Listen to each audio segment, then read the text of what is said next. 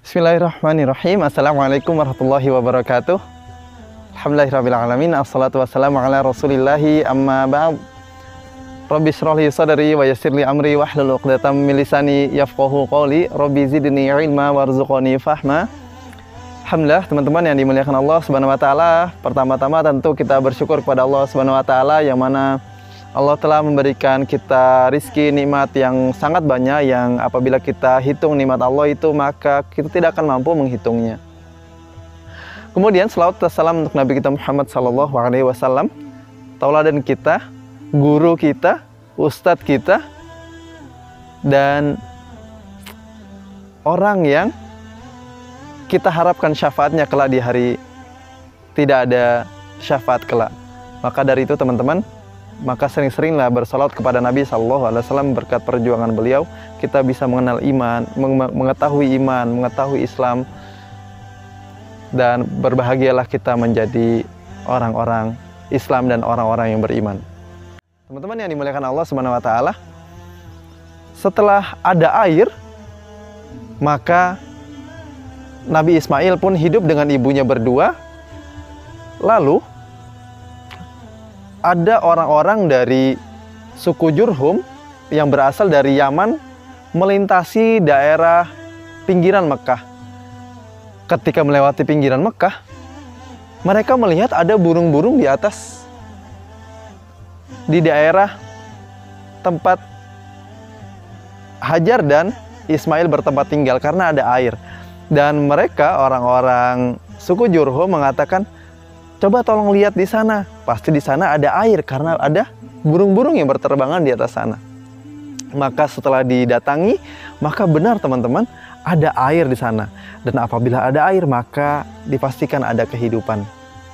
Lalu suku Jurhum itu meminta izin kepada Hajar dan Nabi Ismail untuk ikut tinggal di Mekah.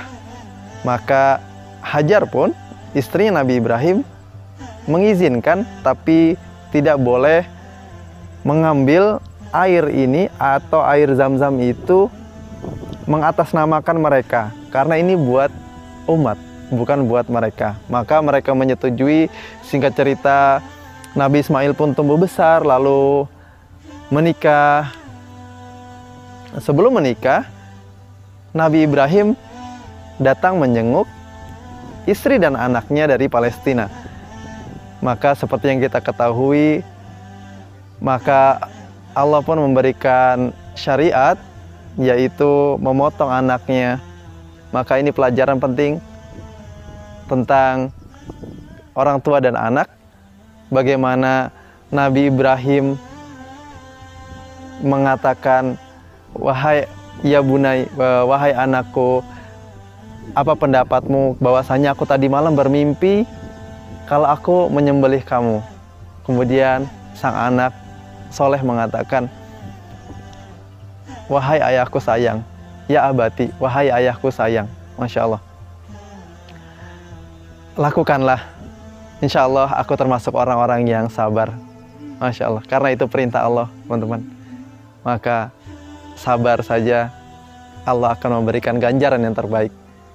Dan itu diskusi mahal, yang saat ini diskusi antara anak dan ayah, yang sekarang itu sulit sekali kita berdiskusi hangat dengan anak.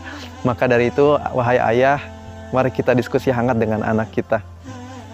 Lalu setelah itu Allah pun mengganti, setelah Nabi Ibrahim melakukan memotong anaknya, lalu Allah pun mengganti dengan sembelihan domba yang besar. Lalu Nabi Ibrahim pun keluar lagi dari Mekah, kembali ke Palestina. Nabi Ismail pun lalu menikah dengan anak dari suku Jurhum tadi. Setelah menikah, Nabi Ibrahim pun datang mengunjungi anaknya, karena dalam riwayat itu Hajar istrinya sudah meninggal.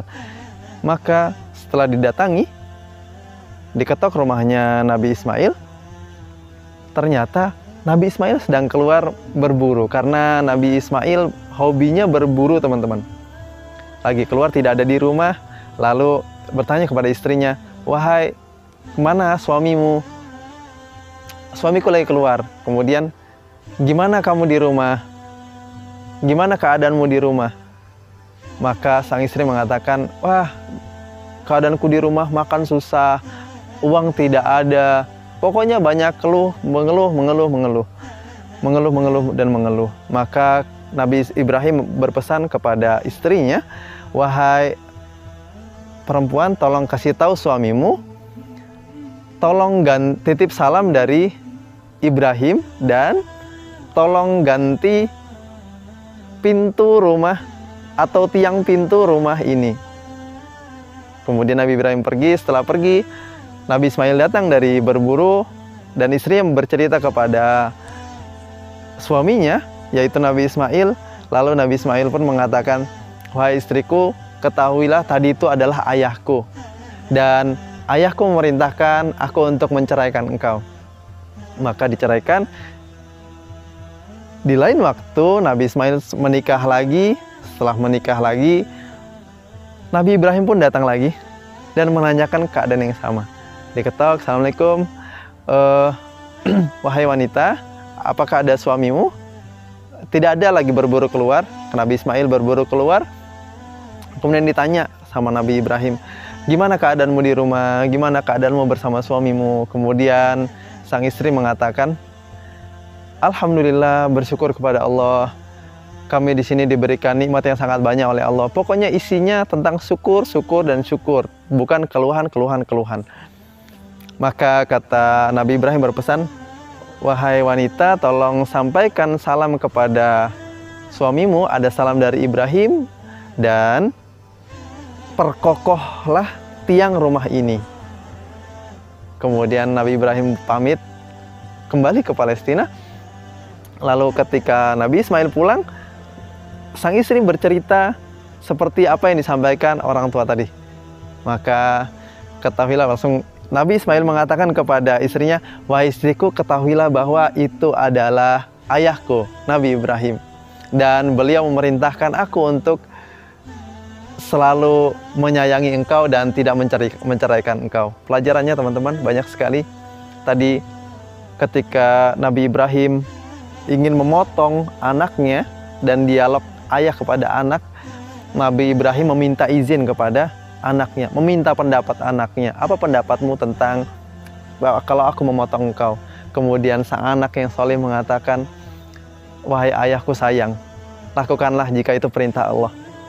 Maka kita belajar dari Nabi Ibrahim untuk melahirkan generasi-generasi yang taat kepada Allah dan Rasulnya, dan tidak takut dengan apapun, hatta walaupun nyawa dipertaruhkan.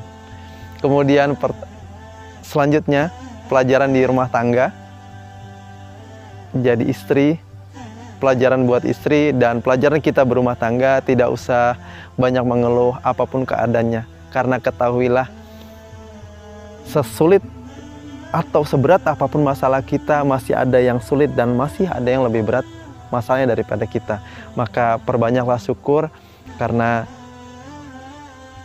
jika kita bersyukur maka Allah akan tambah nikmat itu, dan jika kita kufur maka azab Allah itu begitu pedih. Wallahu a'lam bishawab. Mudah-mudahan kita bisa mengambil atau menggali hikmah-hikmah dari siro-siro orang-orang terbaik kita. Jangan lupa teman-teman untuk subscribe, kemudian aktifkan tombol loncengnya, dan like, share, komen di kolom komentar jika video ini bermanfaat. Akhirul kalam, kita tutup dengan doa kafatul majlis. Subhanakallahumma wa bihamdika asyhadu an la ilaha illa anta astaghfiruka wa atubu ilaik. Assalamualaikum warahmatullahi wabarakatuh.